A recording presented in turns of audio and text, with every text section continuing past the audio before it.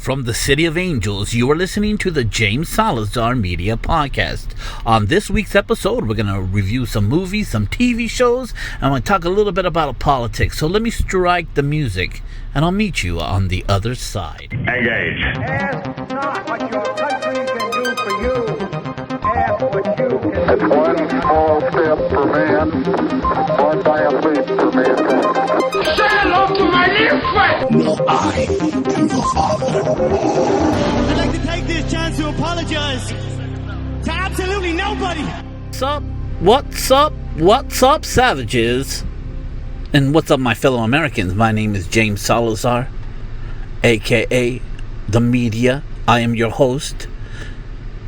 Welcome to the James Salazar Media Podcast, where you get your weekly dose of pop culture, politics, and futurism. Today we're going to talk about some movies. We're going to talk about Dark Fate, Terminator movie. We're going to talk about Maleficent. Maleficent? Said that funny. We're going to talk about the Mandalorian TV show. And how. What else we're going to talk about? If I remember. Do you remember that day in December? Always tapping at my window door. There and nothing more. Quota waving evermore. Okay. But let's get to the first movie. Terminator Dark Fate. A lot of well, first of all, there's going to be some spoilers in this. So spoilers in 1, 2, fuck you if you're still listening, 3. Now the Dark Fate opens up with the brilliant monologue by Hamilton from the very first 2 Terminator movies.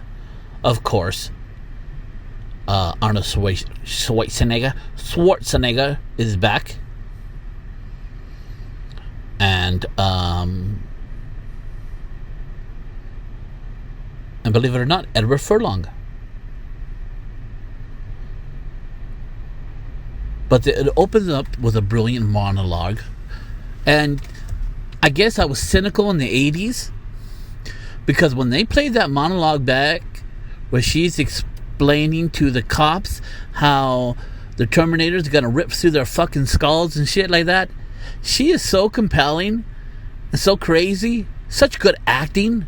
We know now that she has mental problems in real life. So it might have not been too far from who she really was. It's brilliant. It opens up with that. You hear it. It fades into it from a dark, goes to dark to, and opens up to a video screen of a recording of that monologue, like the cops recording the session that they had with Sarah Connor. Then it opens up to another brilliant scene with Edward Furlong chilling in South America with his mother, Sarah Connor. But we find out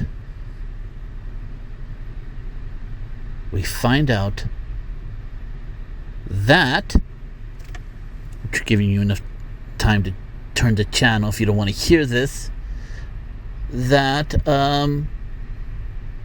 Skynet, or what was Skynet, because it gets destroyed in Terminator 2 when they destroy the last Terminator, as well as the arm and the chip that creates Skynet.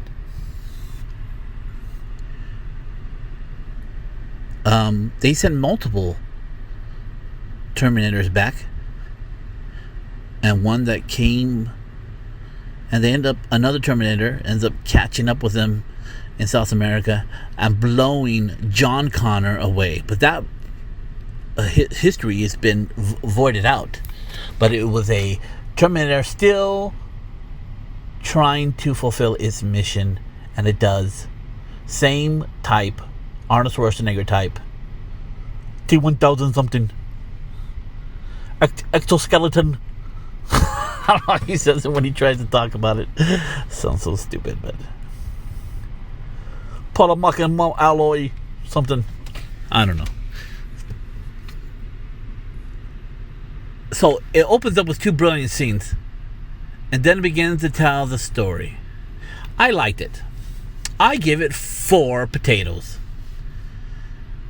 And I have to give it 4 potatoes based on the 5 potatoes that well, no, I can scratch that. I give it 5 potatoes because if you look at it today, this movie had a lot of action. And the new Terminator was awesome. Portrayed by Diego Luna, and the augmented Terminator, which is not a Terminator, which is a human, ends up she played a great role as well. And we got the main character, which is a Hispanic girl from Mexico. And she is the new, wait for it, John Connor. So there's 2 things that happen in history that is unavoidable. Number 1, which we find out in the movie, is that though Skynet didn't bring back the apocalypse, it was going to be some kind of artificial intelligence that does. And not Skynet does it, but some other one eventually happens down the line, and the world goes to shit, and the AI ends up taking over and trying to exterminate the humans. And another thing that happens, which is fate, which it seems to be fate, that there's always going to be a John Connor type of hero arising from the depths of destruction to fight back on our robot overlords, which is played by a Mexican girl from Mexico City. She becomes, and just by the advent of working with the augmented human from the future and the augmented and the old Terminator who blew John Connor away, who over, I guess, 30 years, 25 years, grew a conscience and decides to be on their side. And also Sarah Connor. So with those 3 people teaching her how to survive, and I'm not going to tell you the end, you're going to watch it yourself. Whoever's left to train her was more than enough to train her to be a leader and of the new rebellion against the new robot overlords. So yeah, it was awesome, action packed, full of action. You know, the second one's full of action too, but the marriage of technology and CGI and practical looked really good in this movie.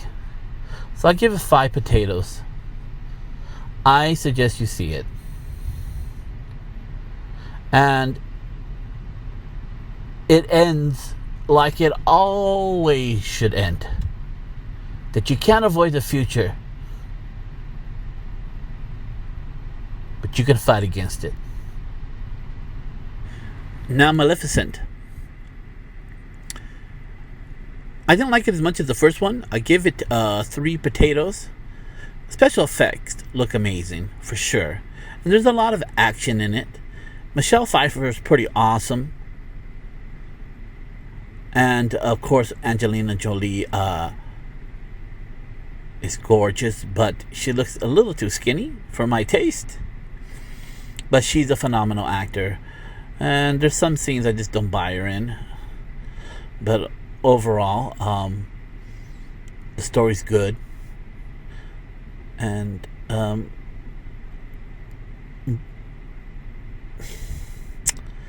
it didn't seem like a Disney movie to me, where the first one did. And there's a couple surprises in the movie, but I give it 3 potatoes. But overall, it's enjoying. Little kids will love it. My daughter loved it, so hey, she might give it another potato. But as a parent watching it, there is some adult themes, and there's some what would you say, some turns in it that are not so obvious, which is a pleasant surprise. But overall, good acting. Overall, there's some good action in it. Good CGI, amazing. A little bit more of an adult story. It's less about Maleficent being evil like the first one or the second one. It's like the potential of her being evil and holding back. So, I don't know. But you have to see it. I definitely say see it with a kid at the movie theaters. Rent it when it comes out. But there's not a lot to say about it.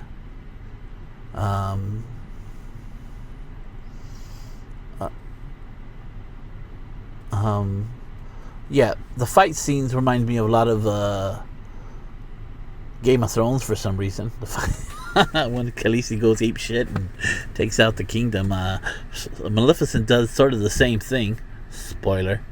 But overall, I thought it was a good movie. I was entertained. So, but just judging it on the depth of the story, it gets like 3.5 potatoes. It could have gotten a strong 4 if we saw the evil side of Maleficent. To be quite frank, I want to see the evil Maleficent. I don't want to see the good Maleficent. I want to see some badass dragon with green magic tear things up. Maybe that's why it doesn't get a 4. Because they had to put a nice twist to it. I mean, Cinderella didn't have to do that because Kate Blanchett played a devastatingly evil stepmother. And everything has been played to a T except for the Maleficent story. So, same as the all the other live action Disney movies. So, yeah, I guess I just don't like the turn, and maybe they did it for Angelina Jolie. She's sort of like Hollywood royalty, so maybe that's the gist of why they did that. But that's all I'm going to say about that. Let's get to The Mandalorian. Disney came out with Disney Plus. I got it today. And they said there's a lot of snafus and some problems here and there. But overall, I haven't had a problem with it. It just, I guess, it feels like not enough content. I mean, you go on Netflix, there's a lot of stuff on there. There's no way I'm trading my Netflix for Disney Plus, and I don't know why you would try to compare. They seem like totally two different animals. I think the race between content will be between Hulu and Netflix. What they do with Hulu, Disney. I've been looking at the Apple stuff. It's like 5 things only, and they're okay. They need some space opera in there for sure. Some fantasy dragon opera going on in there, because all you have is some blind dude, which is very interesting, which is very good, and a writer and a TV show and a couple of good things, but they got to come strong with that content. They need to start adding stuff quick, that Apple Plus, because and Disney really has a good thick for their Disney Plus. I've been watching some of the Marvel movies again, and I've been watching some of the Star Wars movies and some of the shows, but I don't see them as a competitor to Netflix at all. Even them taking all the stuff away from them.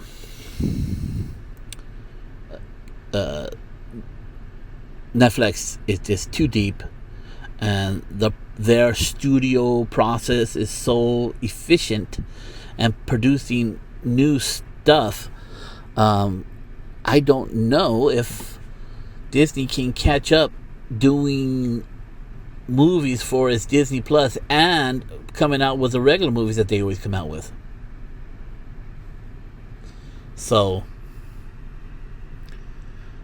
I don't know, but let's get into The Mandalorian. This show is wonderfully feels like a Star Wars movie. It has that feel, it has that grit. I was pleasantly surprised with it. I know people flip out over the spoiler at the end, and here's spoilers here in 1, 2, 3. I'm not going to give the spoiler of the end. It's going to have to watch it or buy into the program. But how people die, the circumstances that the Mandalorian finds himself seems originally Star Wars-ish, and it was very pleasant. And that's always been the problem. Nothing feels like Star Wars, like I would say Rogue One. Rogue One felt Star Wars-ish, and this feels Star Wars-ish as well. Unlike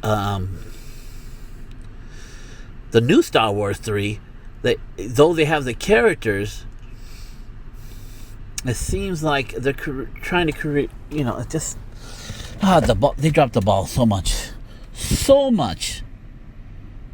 on the movies. Don't get me wrong, I'm going to watch the movie. I'm going to be thoroughly entertained, but most likely disappointed with the movie, with the story.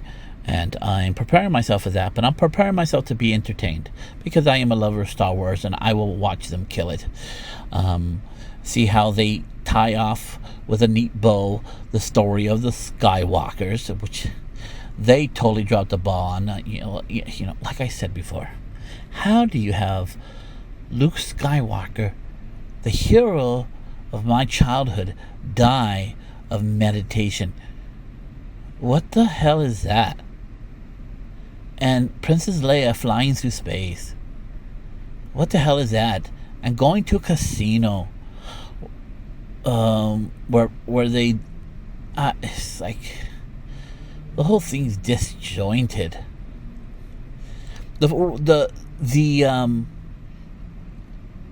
Force Awakens had promising, because it gave you a lot of questions that you're like, if these questions don't get answered, then this is a terrible movie.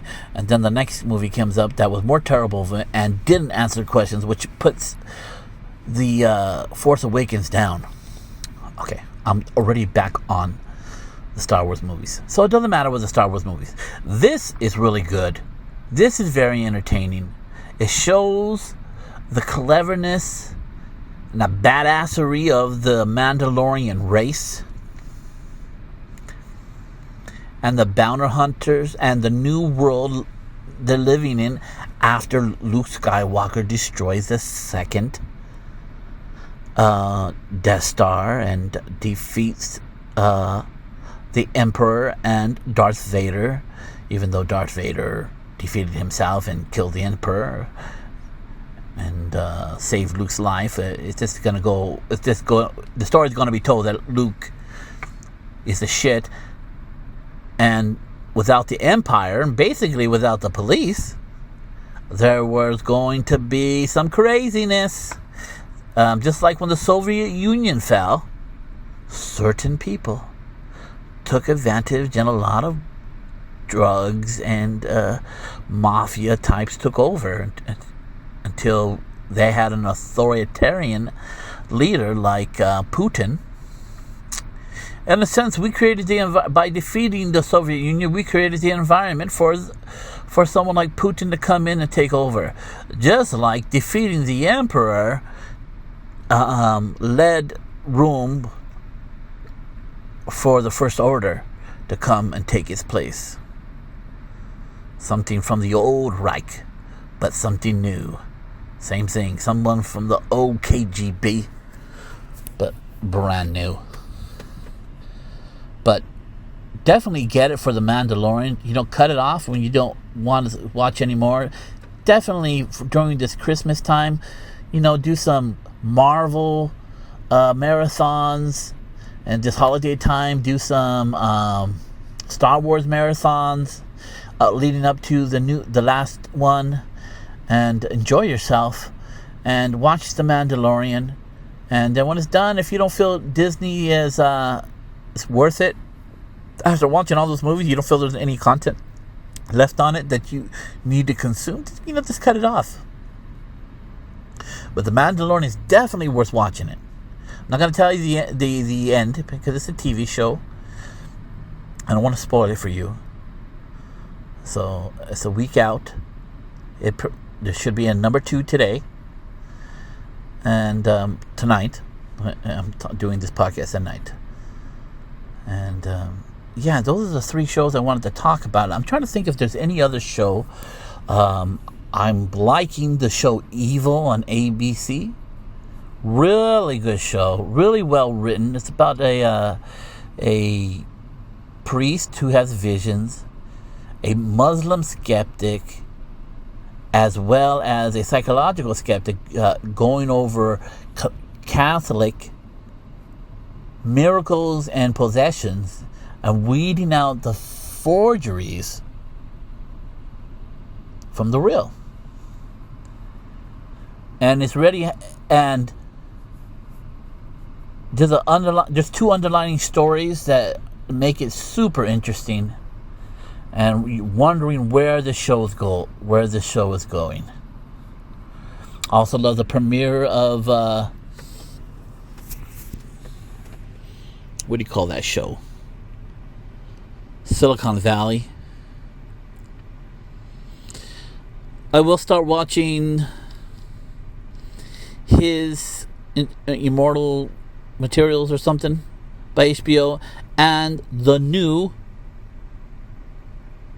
Watchmen was supposed to be after the second the first movie. A new story arises, and I'm hearing some interesting things that might turn me off, but I'm not going to let those things stop me. I'm going to check it out and let it turn me off by watching it. So yeah, and I know there's something else I've watched. Oh yeah, I watched the Jack Ryan. That was amazing. Consumed that in a week. I love the Jack Ryan character. I love the Jack Ryan story. Kaczynski, a lot of people are just not feeling him, but I feel him. I mean, he's not gonna fulfill Harrison Ford, but he puts his own twist on it, his own intensity on it. And I like you see some bits and pieces of the old movies in certain circumstances in these last 2 seasons, so it's pretty impressive. Really good, and I'm enjoying it. So definitely watch that on Hulu. No, on Prime. And looking on Netflix, couple shows came out, but none of them really have interested me. I'm waiting for certain shows to come out. I'm waiting for Lost in Space. Ozarks. Certain shows I'm really looking forward to. And, yeah, I think I exhausted. But that Mandalorian, so far, the first show gets 4.5 potatoes. I'm watching the last season of Supernatural. It's okay. I'm worried about where they're going with the ending. I like the actors. I forget their names off the top of my head. Jensen Ackles and whatever. I hope they end strong. God's doing some fuckery right now on the show, so we'll see where it goes. And I liked the ending of the last show. And just for those spoilers, here comes spoilers from the last show that led up to this show. The reason why Dean and God, I can't think right now. And his brother constantly saving the day. It's because God has been holding back the apocalypse. And he sets up these semi-apocalyptic situations that these two guys solve, that always are the hero, and they always finish it to ward off the big apocalypse. So it's sort of like releasing a valve in that world. God sets up a situation where they can defeat it, where it's possible for them to defeat the evil that they're fighting at that time. And we learned at the end of the last season, God gave them a special gun to defeat the enemy, but they were close to this enemy, the devil's son, and killing the devil's son would ward off the apocalypse for that time. And God's like, hey, you guys need to kill him. You need to do it. You need to do it. And they're like, we're not going to do it. We're not going to play your games anymore. We're not going to be a part of this storyline. He says, fine. He kills the kid and says, here comes the apocalypse. This is what I've been trying to avoid all this time, but you guys won't do it this time. You guys were saving the world. You were the pressure release, but you're refusing to follow the path I set before you to ward off the apocalypse. And now here it comes, which was brilliant ending for the end of the for the next season being the last ending. And these last 4 or 5 shows, I'm not really seeing them in an apocalyptic situation. So I think the writing is weak. They got to start coming with it really quick, or it's going to have the same fate as the Game of Thrones ending. So I'm watching that, and I'll tell you if I find something new. All right, that's all I got to say about that. Now let's get into some politics, and I got a few words just about it. Number one, this hearing is pretty stupid because no matter how you see it, the House, if the Senate, if the House decides to impeach him, the Senate's it's not going to, because it's majority Republican, and the reason why it's going to go through in the House is because it's majority Democrat, and there's definitely not enough there to impeach. I mean, he, most likely he probably did it, but you can't impeach somebody on what's most likely, because there's not enough room, there's not enough words used in that conversation that where you can say quid pro quo. Did I say that right? Quid pro quo. I can't say it fast. Say that 5 times fast. Quid pro quo. Quid pro quo. Shit. Whatever. I digress. Yeah. And the fact of the matter is this. They did not get money withheld from them. They did not do the investigation. So nothing that he asked them to do, if you were going to read in that he was going to do, that he thinks he was saying, none of that happened. They got the money. He didn't get his way. So you can't find quid pro quo in that, because they didn't do what he asked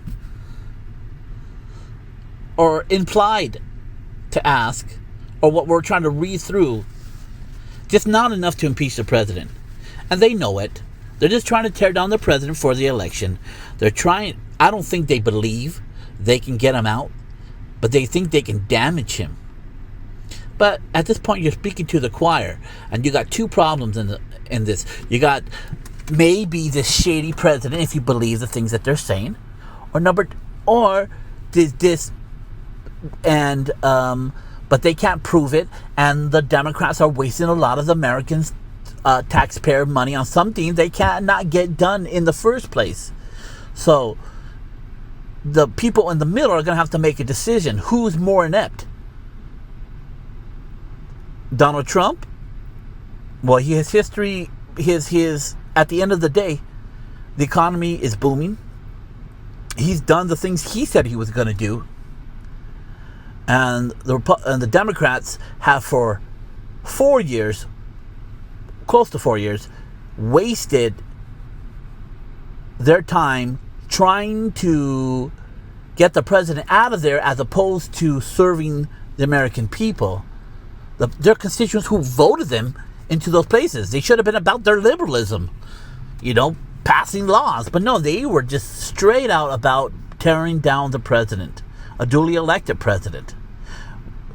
And these goose chases that don't bear fruit. And this is not going to bear fruit too. It's just going to waste the people, and the people are tired of it. People know what the Democrats are doing. Even though they hope that this works in their favor, they know what they're doing. They know they're playing dirty games. They're trying to take, instead of facing Donald Trump in the election, they want to get him out before that, because they probably think they can win Pence very easily, and they probably could. But it's not going to happen. If they had the House and the Senate, Donald Trump would be screwed, and they wouldn't need a call. They would make up some silly thing and vote him out of there. But that's not the situation we're in. We're in a divided House with a Republican president, and that ain't going to change till the election.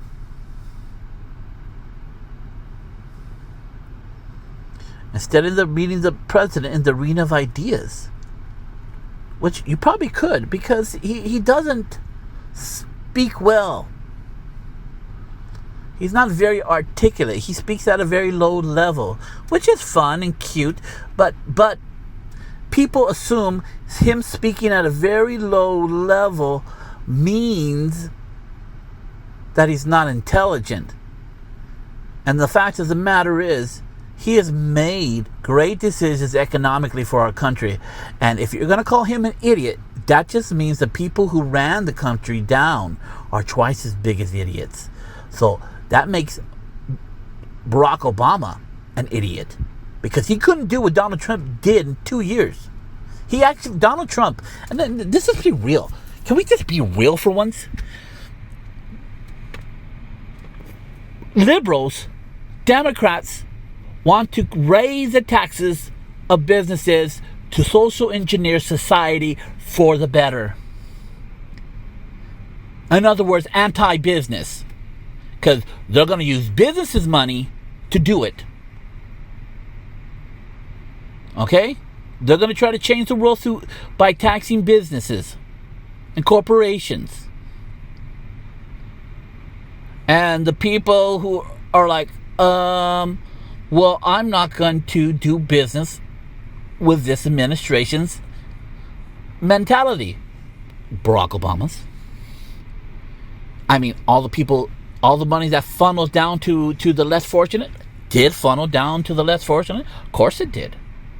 But the economy got worse and worse because businesses were not going to be active in that administration's economy because they're looking to take their profits and tax it at a higher rate than normal, and not only use that tax money, but give that tax money to people for programs that you don't know where they're going. You hope they're going to where they say they're going.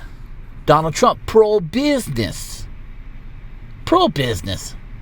So the businesses are going to be happy. They're going to want to put out more jobs, because more jobs, well, they're not going to put out more jobs. They're going to want to invest more money into the economy, which will create more jobs. Because when they invest money in the economy, that means they're going to get bigger profit, and they need other workers to do the work that, as they grow their business, creates more jobs. This is just simple. This is just simple capitalism. Look, let me put it in a way you can understand. When Donald Trump became president, the stock market went up just on the perception that he was going to be more friendly to business. People decided to invest into the American economy. Almost like 300 businesses went on record. Corporations and businesses went on record and said they're going to stay in America because of the new president, based on the idea that he was going to be friendly to business. The Democrats,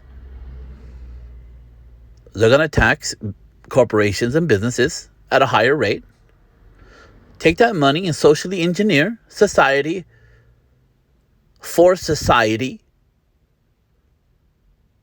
to make the changes instead of winning them with their hearts and mind. Look at gay marriage was won not based on any laws.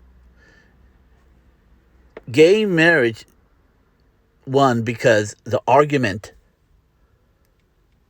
and the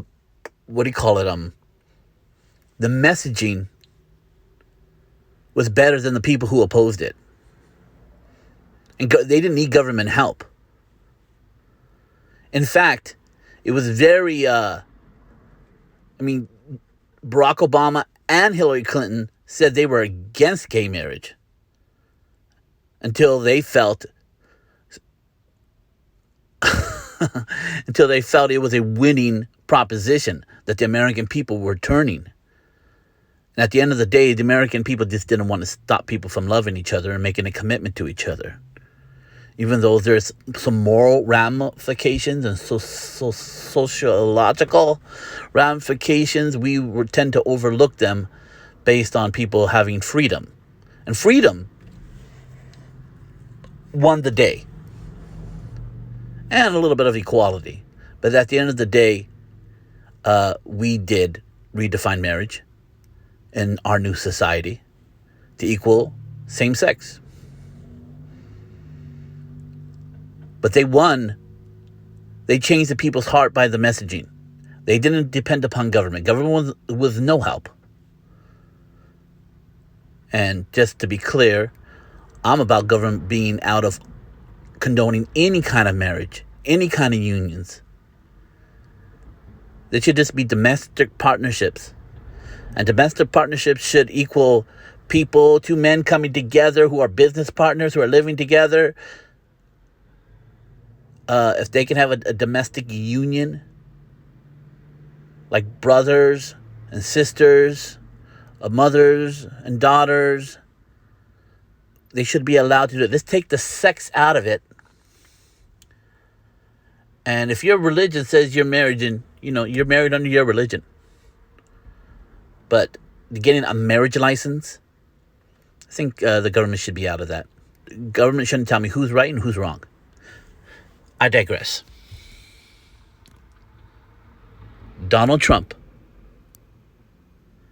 is clearly better for the economy. And you have to decide, is Donald Trump clearly better for the nation? Because the idea of whether the world respects us or not, it doesn't matter. They're going to play with us whether they like it or not. They need our economy, they need our guns, and they need our leadership. And they're going to follow no matter what we do because we're the big dog.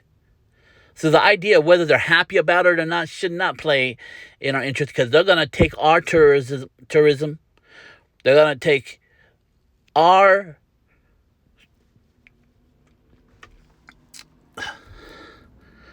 combined economies, because there's nobody better to do business with. So whether the world likes this, we shouldn't give a shit at all.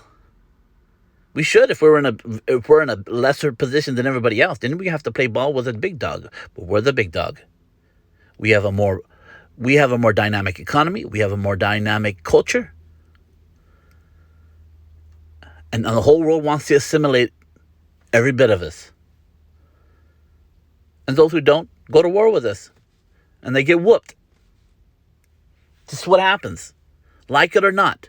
So Donald Trump, that should not play into your parameters. You can. Doesn't make a difference either way. Number one, is he good for the economy? Or is he good for the nation? So I think he's good for the nation because he is destroying what we think politics should look like. This idea. These people who go on these election cycles and promise a bunch of stuff but doesn't deliver. Donald Trump is destroying that mentality. You're going to have to come with it. And this is why the Democrats have focused on getting him out of there and not doing anything for his people, because they normally don't do anything for their people. They ain't making any promises. They're about getting Trump out of there as opposed to what they're going to do for you as an American citizen, as a taxpayer. And Republicans are not much different. This is why Donald Trump gets rid of people who are entrenched, fires them. He's not going to... Ann Coulter's already turning his back on him because he's going to do what he thinks is right. He thinks the American people don't want to kick all the DACA people out of the country. So that's where he's moving. People just need to understand this dude. This dude, if you say you would be great and America would be great if you did this, guess what? He'll do it. Like the whole Black Caucus has got him giving them millions and millions of dollars because they held back on criticizing him as long as he gives all these money to black endeavors, schooling and businesses. He's giving them millions of dollars. And on one hand, they take the dollars, and on the other hand, they call him a racist. It's silly. And I have no doubt that they've told the president, hey, President, we really thank you. We really appreciate what you're doing. But on the other side, on our other end, we're going to have to call you a racist. Even though we don't think you're a racist, we're going to have to call you a racist because our constituency. But we really appreciate the money. So you're going to have to choose what kind of country. If you're at the position, and let me just clarify my thoughts. If you're at the position that you have to, in your mind, you have to choose between a good economy and a good, is it good for the economy or is it good for the president or good for America? If you feel that's, you have to choose either or. You have a tough decision before you. But at the end of the day, if you love minorities, if you're for minorities, idle hands, it's the devil's work. And if Donald Trump does not become president, there are going to be a lot of jobs, a lot of people laid off. The stock market will go down. Mark my words. And the highest black unemployment and Hispanic unemployment ever in the history since we've been counting these metrics. will go in reverse. And a lot of the minorities don't have the family structures, the equal success like they do in the Asian community and some of the white community and the Indian community and some of the Hispanic and also some of the black. But a lot of absentee fathers and those kids, if they don't have jobs, they're going to get in trouble. Hands down. Same thing with white kids. Same thing with Asian kids. If Asian kids don't have no jobs and no prospects, guess what? They're going to get into some shit too. Just the way it goes. But we'll see what happens. I don't foresee any of them beating Donald Trump.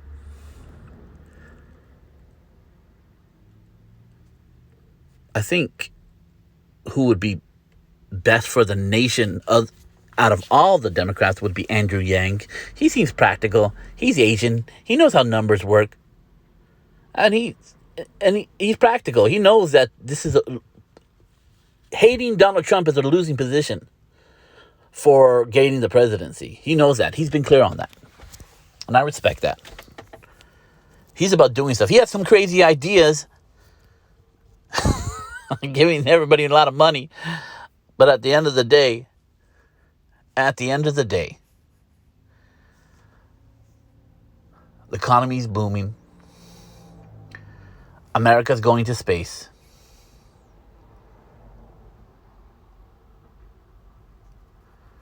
No one's going to screw with us militarily. It's whether we're going to get into stuff. Whether we're going to defend our allies. And